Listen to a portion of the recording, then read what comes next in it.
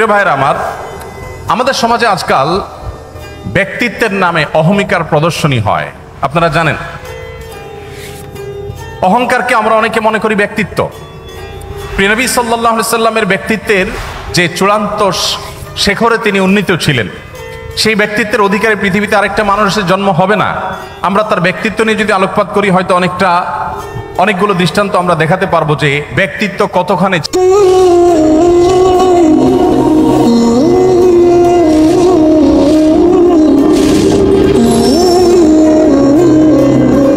ছিল, কতভাবে তার জীবনও ছিল, কিন্তু তার সেই ব্যক্তিত্ব আজকের তথাকথিত ব্যক্তিত্বের মতো অহমিকা, অহংকার মিশ্রিত ব্যক্তিত্ব ছিল না।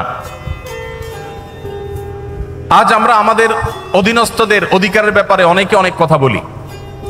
আমরা শ্রমিকদের অধিকারের কথা বলি, আমরা গৃহকর্মীদের অধিকারের কথা বলি, আমরা অনেক দুর্বল মানুষদের অধিকার নিয়ে কথা বলি। আর প্রিয় নবী সাল্লাল্লাহু আলাইহি ওয়াসাল্লাম সে সমস্ত দুর্বল মানুষদের ব্যাপারে বলতেন, ইখওয়ানুকুম খাওয়ালুকুম, তোমাদের অধীনস্থ যে ভাই ব্রাদাররা আছে তারা তোমাদের ভাইয়ের মতো। অধীনস্থ মানুষগুলো যারা আছে তারা তোমাদের ভাইয়ের মতো।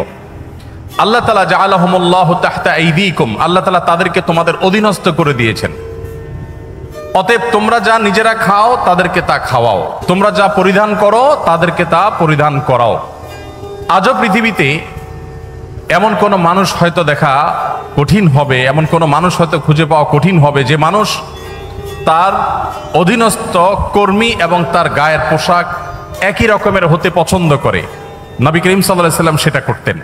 অর্থাৎ তার বিনয় এবং তার ব্যক্তিত্ব, এই দুটির কোনোটির মধ্যে কখনো এরকম কোনো গ্যাপ থাকতো না যে সেখানে কোনো প্রকার অহমিকা প্রদর্শন হতে পারে, অহমিকা প্রবেশ করতে পারে। নবী করিম সাল্লাল্লাহু আলাইহি ওয়াসাল্লাম তিনি শুধুমাত্র সমাজের অভিজাত শ্রেণীর মানুষের সাথে বন্ধুতা করতেন না।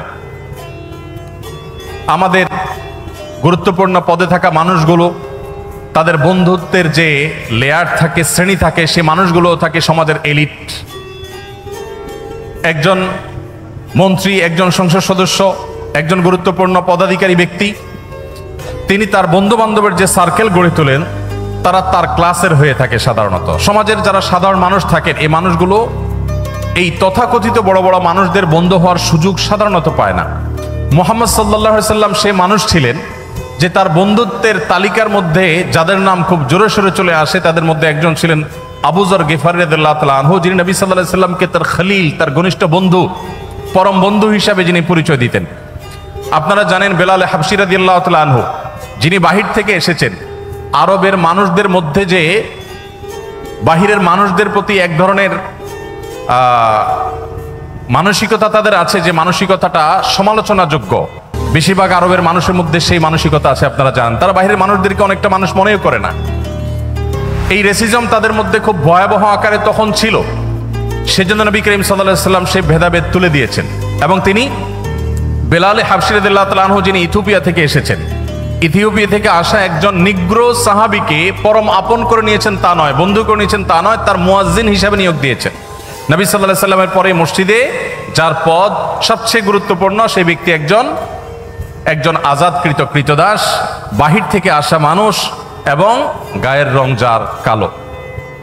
নবী করিম সাল্লাল্লাহু আলাইহি সাল্লামের বন্ধুদের তালিকায় এরকম আরো অনেকে ছিলেন, যার দৃষ্টান্ত দিতে গেলে হয়তো অনেকের নাম আমরা আনতে পারবো। তার যে জীবন যাপনের পদ্ধতি ছিল, তার যে লাইফস্টাইল ছিল, সেখানে আমরা দেখতে পাই তিনি মুচকি হাসতেন, অট্টহাসি সাধারণত দিতেন না। ব্যক্তিত্বের পরিপন্থী হাসি তিনি কখনো দিতেন না, তবে আবার ভাবগাম্ভীর্যটা এত বেশি ছিল না, যার কারণে তিনি স্বাভাবিক যে হাসি, স্বাভাবিক যে হাস্যরস, স্বাভাবিক যে বিনোদন, এগুলো কোনোটির কোনো ঘাটতি তার মধ্যে ছিল না, বরং তিনি মুচকি হাসি দিতেন এবং সাহাবীদের কেউ কোনো হাসির কথা বললে তিনি হাসতেন। আবার তিনিও এমন কথা বলতেন যেটাতে সাহাবীরা অনেক সময় হেসে ওঠেন, কিন্তু সে হাসিটা কখনো অট্টহাসি ছিল না, দৃষ্টিকটু হাসির পর্যায়ে ছিল না। নবী করিম সাল্লাল্লাহু আলাইহি সাল্লামের যে বাসা ছিল, সে বাসা ছিল এতটাই সাদাসিধে, এতটাই সাদামাঠা, জাম্মাজান আয়েশা রাদিয়াল্লাহু তাআলা একটা হাদিস সহিহ বুখারীতে বর্ণিত হয়েছে। তিনি বলেছেন যে আমরা যে ঘরে, আমাদের যে শোবার ঘর ছিল, সেটা এতটাই ছোট ছিল যে রাতে নবী করিম সাল্লাল্লাহু আলাইহি সাল্লাম যখন তাহাজ্জুদের জন্য দাঁড়িয়ে তাহাজ্জুদের নামাজ পড়তেন, তখন তিনি দাঁড়ানো অবস্থায় আমি পা লম্বা করে ঘুমোতে পারতাম, শুইতে পারতাম। যখন নবীজি সাল্লাল্লাহু আলাইহি সাল্লাম সেজদায় যেতেন বা বৈঠক করতেন, তখন জায়গাটা এত সংকীর্ণ হতো যে আমার হাঁটুকে আমি গুটিয়ে নিয়ে তারপর নবী সাল্লাল্লাহু আলাইহি সাল্লামকে সেজদার জায়গা করে দিতে হতো। প্রত্যেক রাকাতে এইভাবে আমার নবী সাল্লাল্লাহু আলাইহি সাল্লামকে জায়গা করে দিতে হতো। এত ছোট জায়গা ছিল আমাদের থাকার ঘর। অথচ নবী সাল্লাল্লাহু আলাইহি সাল্লাম তখন মদিনার রাষ্ট্রপ্রধান ছিলেন। তখন মদিনা রাষ্ট্র তার কর্তলগত।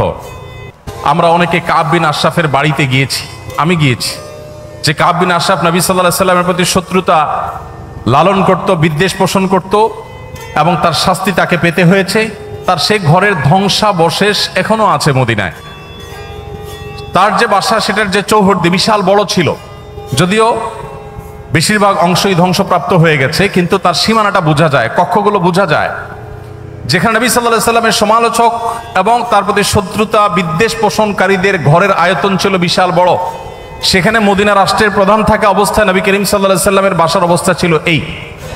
নবী করিম সাল্লাল্লাহু আলাইহি সাল্লামের বাসার মধ্যে মাঝে একটা, তিনি যে ঘরে থাকতেন সেখানে মাঝে একটা রশি জাতীয় কিছু ছিল, সেখানে কাপড় ঝুলিয়ে দিতেন।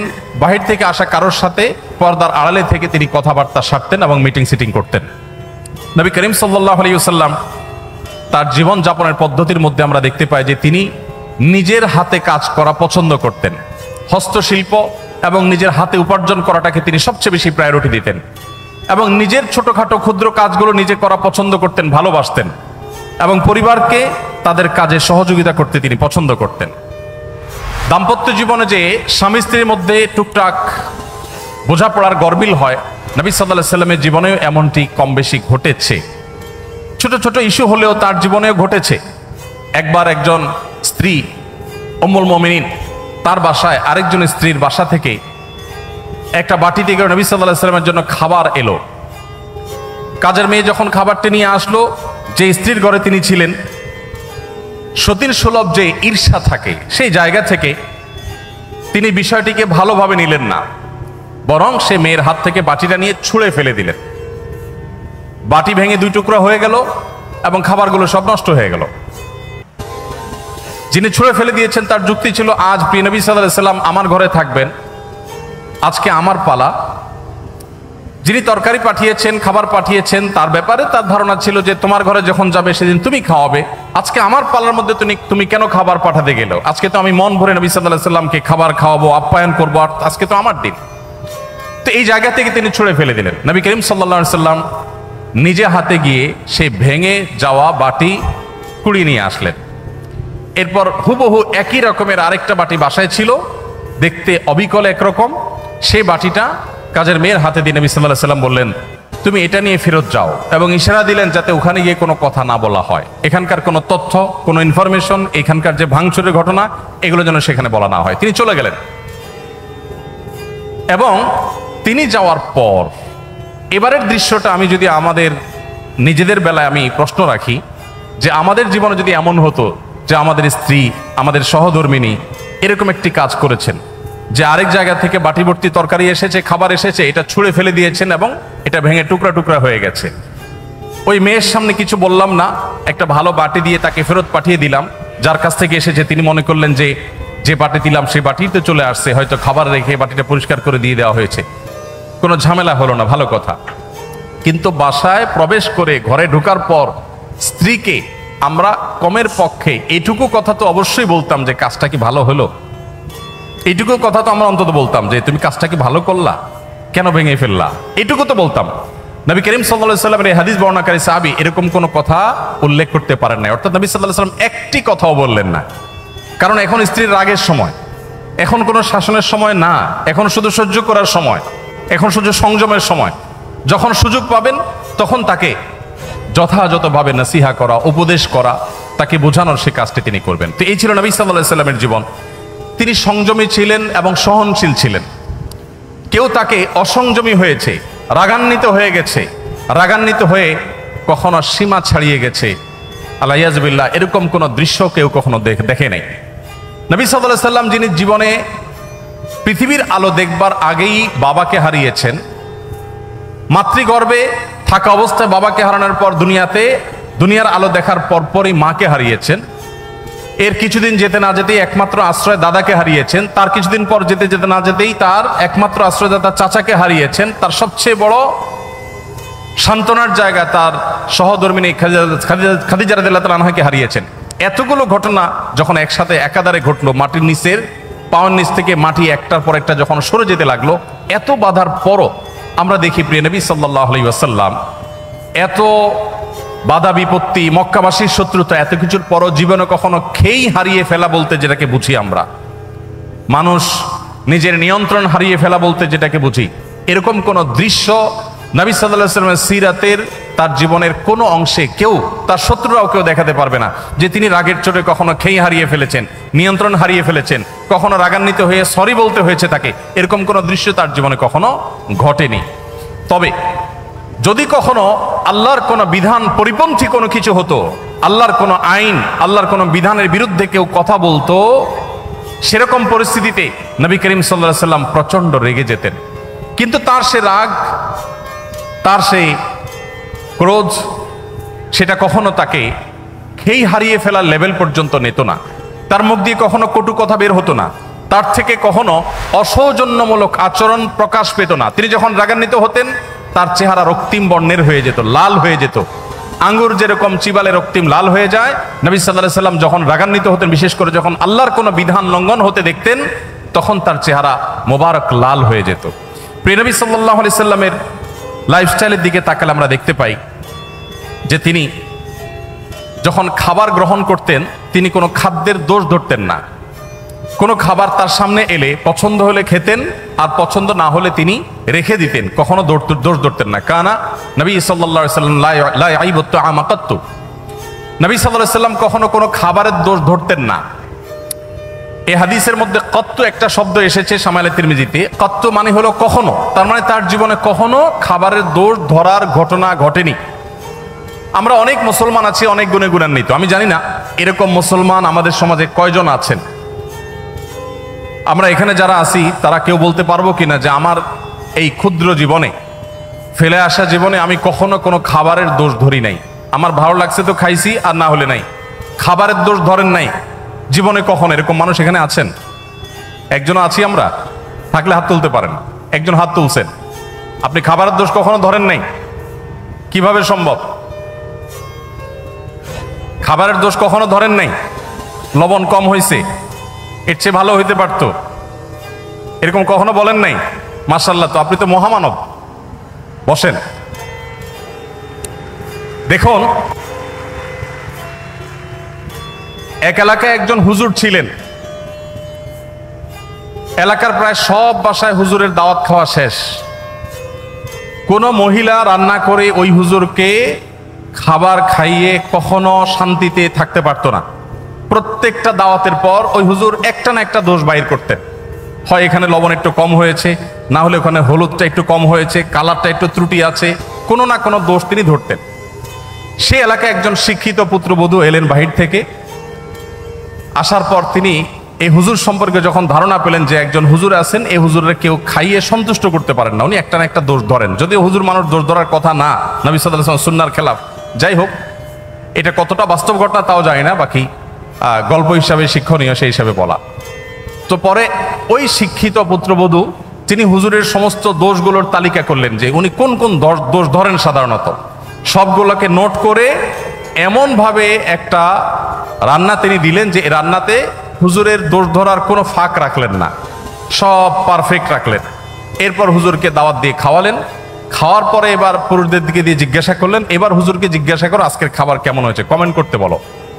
এখন বেচারা হুজুর দেখলেন যে আসলে কোনো কমেন্ট করার জায়গা নেই, তো এবার বললেন যে আসলে এত ভালো ভালো না, এত ভালো ভালো না। তো যে ভদ্রলোক বলেছেন যে আপনি কোনো দোষ ধরেন নাই কখনো, আমি জানি না যে আপনি এই টাইপের কোনো দোষ ধরেছেন কিনা কখনো। যাই হোক, তো আমাদের নবী করিম সাল্লাল্লাহু আলাইহি ওয়াসাল্লাম সাধারণত কখনো খাবারের দোষ ধরতেন না, কারণ মেয়েরা কষ্ট করে রান্না বাড়া করেন। আমরা যদি একদিন এই দায়িত্বটা পালন করি তাহলে আমরা হাড়ে হাড়ে টের পাবো যে রান্না করা এটা কত মজার কাজ। সব ঘরেই পুরুষরা, অনেক পুরুষরাই বা বেশিরভাগ পুরুষরাই চেষ্টা করে মাঝে মধ্যে একটু শখ করে রান্না বাড়া করবেন। আমি একবার রান্না বাড়া করেছিলাম, আমার মনে আছে, তরকারি রান্না করেছিলাম যখন আমি সৌদি আরবে ছিলাম। আমার ফ্যামিলি আমার সাথে ছিল, মিসেস হসপিটালে ভর্তি ছিলেন, তো বাচ্চাদের জন্য আমার মনে আছে আলু এবং ডাল দিয়ে একটা তরকারি রান্না করেছিলাম। দুর্ভাগ্যের বিষয় যে সেই তরকারি আমি ছাড়া পরিবারের সদস্যদের কেউ খায়নি। বহুত ফজিলত বর্ণনা করলাম, বহুত বোঝানোর চেষ্টা করলাম, বাচ্চারা কেউ সেটা ছুঁয়েও দেখেনি, তারা জাস্ট উপহাস করে ছেড়ে দিয়েছে। অথচ সে আলু আর ডাল রান্না করতে যে পরিমাণ কষ্ট আমার গেছে, যে পরিমাণ ঘাম আমার ঝরেছে, যে পরিমাণ পেরেশানি আমার হয়েছে, সেটা আমি বলে তাদেরকে বোঝাতে পারতাম না। তো আমরা যারা কথায় কথায় খাবারের দোষ ধরি, আমাদের নবী সাল্লাল্লাহু আলাইহি ওয়াসাল্লামের এই সুন্নাত থেকে শিক্ষা নেওয়া উচিত যে মা বোনদের, আমাদের স্ত্রীদের, মহিলাদের খাবার যদি কখনো পছন্দ হয় আমরা খেলাম, আর অপছন্দ না হলে আমি খেতে চাচ্ছি না অপারগতা প্রকাশ করলাম, আমরা দোষ ধরবো না। কঠিন, কিন্তু এই কাজটা আমাদেরকে করতে হবে যদি আমাদেরকে আদর্শ মুসলমান হতে হয়। আল্লাহ আমাদের সবাইকে সেই তৌফিক দান করুন। তো নবী করিম সাল্লাল্লাহু আলাইহি ওয়াসাল্লাম তিনি খাবারের কখনো দোষ ধরতেন না, আর খাবার খুব কম পরিমাণে খেতেন। অনেক সুন্নত আমল করা যায়, এই সুন্নতের আমলটা অনেক কঠিন।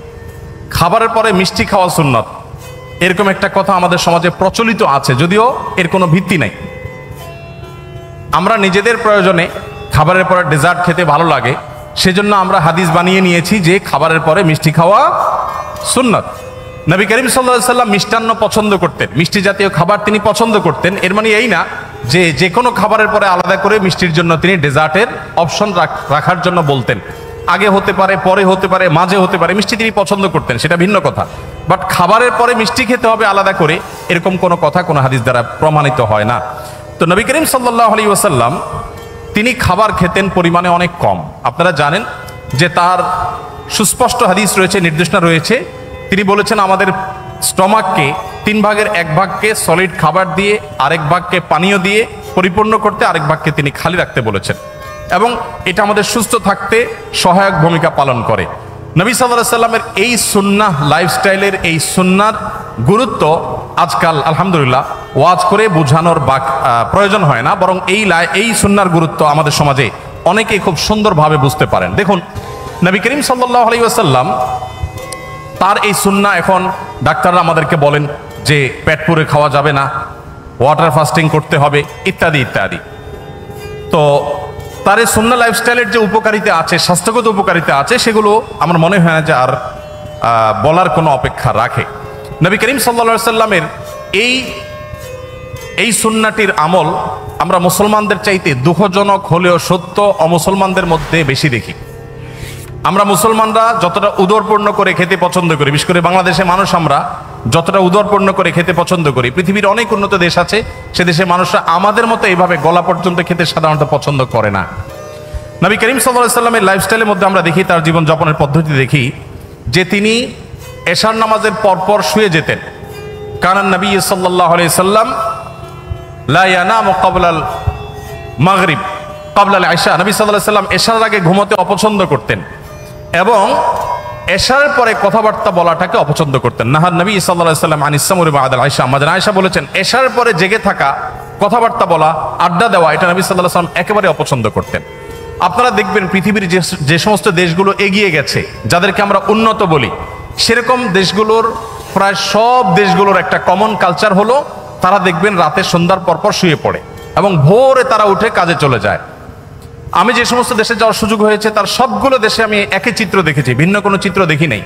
দুর্ভাগ্যজনক বিষয় যে আমরা বাংলাদেশ শুধু নয়, সমস্ত মুসলিম দেশগুলো, যতগুলো মুসলিম দেশে আমার যাওয়ার সুযোগ হয়েছে, সমস্ত মধ্যপ্রাচ্যের সব দেশগুলোতে প্রায় আমাদের লাইফস্টাইলটা হলো নবী সাল্লাল্লাহু আলাইহি ওয়াসাল্লামের এই হাদিসের এবং এই সুন্নাহর সম্পূর্ণ ব্যতিক্রম বা উল্টো।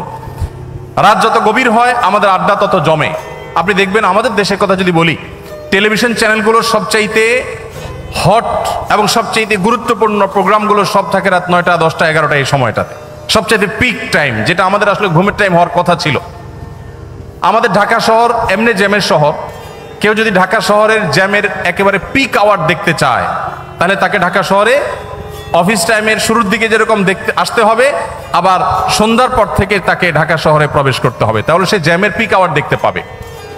আপনি উন্নত অনেক দেশে গেলে দেখবেন যে সে সমস্ত দেশে সন্ধ্যার পর থেকে রাস্তাঘাট ফাঁকা হতে থাকে, রাত 9টা 10টা হয়ে গেলে রাস্তাঘাটে কোনো গাড়ি খুঁজে পাওয়া যায় না, সবাই ঘুমিয়ে পড়ে। তো নবী সাল্লাল্লাহু আলাইহি সাল্লামের এই সুন্নাহকে তারা ফলো করেছেন, জেনে হোক না জেনে হোক, বুঝে হোক না বুঝে হোক, তার সুফল তারা পাচ্ছেন। আর আমরা ফলো না করে আমরা তার কুফল ভোগ করতে হচ্ছে। বাংলাদেশের যে হেফজোখানা মাদ্রাসাগুলো আছে, এই মাদ্রাসাগুলোর যে সাফল্য মূলধারা মিডিয়াতে সেগুলো কখনো উঠে আসে না। কিন্তু আপনারা জানেন যে পৃথিবীর 100, 110, 20টি দেশের সাথে কম্পিটিশন করে আমাদের মাদ্রাসা, আমাদের দেশের হেফজোখানার ছাত্ররা তারা প্রথম, দ্বিতীয়, তৃতীয় স্থান অর্জন করে তারপর দেশে ফিরে আসে। তাদেরকে মূল্যায়ন করা হয় না যদিও, কিন্তু আমরা জানি যে তারা রাষ্ট্রের তেমন কোনো সুযোগ সুবিধা একেবারেই পায় না। তারপরও এই কোণঠাসাময় পরিস্থিতির মধ্যে থেকে তারা গোটা বিশ্বের 100-150 দেশকে পেছনে ফেলে তারা প্রথম, দ্বিতীয়, তৃতীয় স্থান প্রায় প্রতি বছর অর্জন করে আমাদের ছেলেরা দেশে ফিরে আসে। এই যে আমাদের দেশে হেফজোখানাগুলোর যে সাকসেস, তাদের যে সাফল্য, এটার রহস্য কি, সিক্রেট কি? আপনি যদি আমাকে বলেন তো আমি বলবো তার সিক্রেটের মধ্যে অন্যতম একটা সিক্রেট হলো বাংলাদেশের অন্য সব মাদ্রাসাগুলো কিছুটা ব্যতিক্রম হলেও 100% হেফজখানাগুলোর বা হেফজো মাদ্রাসাগুলোর নিয়ম হলো যে রাত 10টার ভেতরে প্রায় সব হেফজখানার ছাত্ররা ঘুমিয়ে পড়ে এবং ভোরে তারা উঠে পড়াশোনা করে। ফজরের পরে তারা কখনো ঘুমায় না, তারা সকাল 10টা, 10:30, 11টার দিকে একটু ঘুমায় দুপুরের আগে। আর ঠিক এই জিনিসটাই সুন্নাহ এবং নবী সাল্লাল্লাহু আলাইহি ওয়াসাল্লাম এটাই করতে বলেছেন।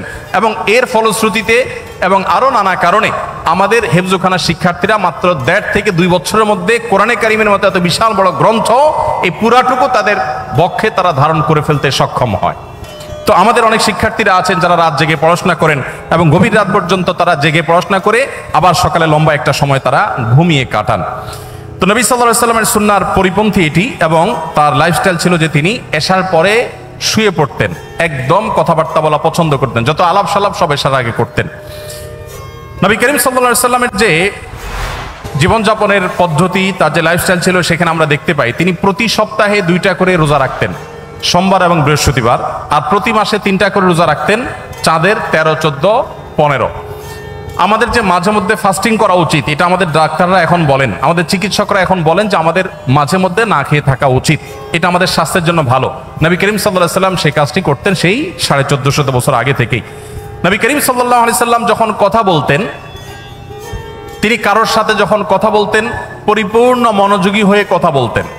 কখনো ঘাড় ফিরিয়ে অহমিকা প্রদর্শন হতে পারে, অবজ্ঞা বোঝা যেতে পারে, এভাবে কোনোদিন কারোর সাথে কথা বলতেন না। নবী করিম সাল্লাল্লাহু আলাইহি ওয়াসাল্লামের সিরাতের একটি দিক আমরা হয়তো অনেকে ইতিপূর্বে নাও শুনে থাকতে পারি, তা হলো তিনি যেরকম পৃথিবীর ইতিহাসের সবচেয়ে শ্রেষ্ঠ বক্তা ছিলেন, তার বক্তব্য যেরকম সবচেয়ে সুন্দর ছিল সব দিক থেকে, তিনি কিন্তু পৃথিবীর সবচেয়ে শ্রেষ্ঠ শ্রোতাও ছিলেন। যখন তিনি কারোর সাথে কথা বলতেন বা কারোর কথা তিনি শুনতেন, তখন পরিপূর্ণ মনোযোগ দিয়ে শুনতেন, ঘাড় ঘুরিয়ে কারোর কথা শুনতেন না, পরিপূর্ণ মনোযোগ দিয়ে শুনতেন। যখন কেউ কথা বলতো, তিনি কথা বলে থামার আগ পর্যন্ত নবী সাল্লাল্লাহু আলাইহি ওয়াসাল্লাম সাধারণত ইন্টারফেয়ার করতেন না। যখন কেউ তার সাথে হ্যান্ডশেক করতো, মুসাফা করতো, তখন তিনি নিজে থেকে হাতটা ছাড়াতেন না, বরং যিনি মুসাফা করেছেন তিনি ছাড়ানো পর্যন্ত অপেক্ষা করতেন। নবী করিম সাল্লাল্লাহু আলাইহি ওয়াসাল্লামের যে সৌজন্যতা, এটা আমি আবারও বলি, আজ 2024-এর সৌজন্যের সাথে মিলালে হবে না। 1450 বছর আগে চলে যান, সেই পৃথিবীতে যে বাস্তবতা ছিল তখনকার সময় নবী সাল্লাল্লাহু আলাইহি ওয়াসাল্লাম এই সৌজন্যতাকে এস্টাবলিশ করেছিলেন। নবী করিম সাল্লাল্লাহু আলাইহি ওয়াসাল্লাম তিনি পরিচ্ছন্ন থাকা পছন্দ করতেন। তার সাদাসিধে জীবনযাপন দেখে এটা মনে করার কোনো কারণ নেই যে তিনি, অনেক মানুষ আছেন যে খুব সাদামাটা জীবনযাপন করেন, অপরিচ্ছন্ন, অপরিপক্ক বা আগোছালো। নবী করিম সাল্লাল্লাহু আলাইহি ওয়াসাল্লামের জীবনযাপন ছিল খুবই পরিশীলিত, খুবই মার্জিত, খুবই পরিচ্ছন্ন, খুবই গোছানো, কিন্তু সেটার মধ্যে কোনো অহংকার ছিল না, প্রদর্শন করার মানসিকতা ছিল না, শো অফ করার মানসিকতা ছিল না। এই জন্য নবী করিম সাল্লাল্লাহু আলাইহি ওয়াসাল্লাম আমাদেরকে যে জীবন বিধান দিয়েছেন, সেখানে আমরা দেখতে পাই যে তিনি ওযু করতেন প্রত্যেক ওয়াক্তে, তিনি মিসওয়াকের নির্দেশ দিয়েছেন, বাসায় প্রবেশ করার আগে, পরিবারের লোকদের সাথে কথা বলার আগে মিসওয়াক করে তারপর প্রবেশ করতেন। কোনো গুরুত্বপূর্ণ মিটিংয়ে যাবেন, মিসওয়াক করে তারপরে যেতেন, যাতে মুখের দুর্গন্ধ বের না হয়। জুমার দিনে সবাই সমবেত হবে, সেখানে সবাইকে মিসওয়াক করে আসতে, গোসল করে আসতে নির্দেশ দিয়েছেন। পরিচ্ছন্নতা, পরিপাটি থাকা এবং পরিশীলিত থাকার যত রকমের দিক হতে পারে তার সবগুলো নির্দেশ নবী সাল্লাল্লাহু আলাইহি ওয়াসাল্লাম দিতেন। নবী করিম সাল্লাল্লাহু আলাইহি ওয়াসাল্লাম তিনি ভাব গাম্ভীর্যের কোনো কমতি তার ছিল না। তিনি বলেছেন, নুসরিতু বির-রু'ব, আল্লাহর তরফ থেকে ভাব গাম্ভীর্য দিয়ে আমাকে সাহায্য করা হয়েছে। তাকে দেখে দূর থেকে অনেক তার শত্রুরা পর্যন্ত তার কাছে মাথা নত করতে বাধ্য হতো। তার ব্যক্তিত্বের যে আভা তার চেহারায় ফুটে উঠতো, এটা দেখে এটার কাছে বহু অমুসলিমেরা হার মেনেছে এবং সারেন্ডার করেছে। তার এই ব্যক্তিত্ব যেমন ছিল, আবার পাশাপাশি তিনি রসিকতাও করতেন, সাহাবীদের সাথে বিভিন্ন সময় হাস্যরস করতেন, এমন কৌতুক করতেন যে সবাই হেসে উঠতো, সবাই আনন্দ পেত। এবং তার সেই ব্যক্তিত্ব, তার সেই ভাব গাম্ভীর্য আজকে আমাদেরকে যেরকম ভাব গাম্ভীর্যের কারণে অনেককে অহংকারী করে তোলে, এটা তার মধ্যে ছিল না। আল্লাহ রাব্বুল আলামিন তার জীবনের এই সমস্ত ভালো দিকগুলো দিয়ে আমাদের জীবনকে আলোকিত করে আমাদের এই জীবনকে দুনিয়াতে সাফল্য মণ্ডিত করুন এবং আখিরাতে আমাদের সবাইকে আল্লাহর জান্নাতুল ফেরদাউসের অধিকারী হওয়ার উপযুক্ত হওয়ার তৌফিক দান করুন।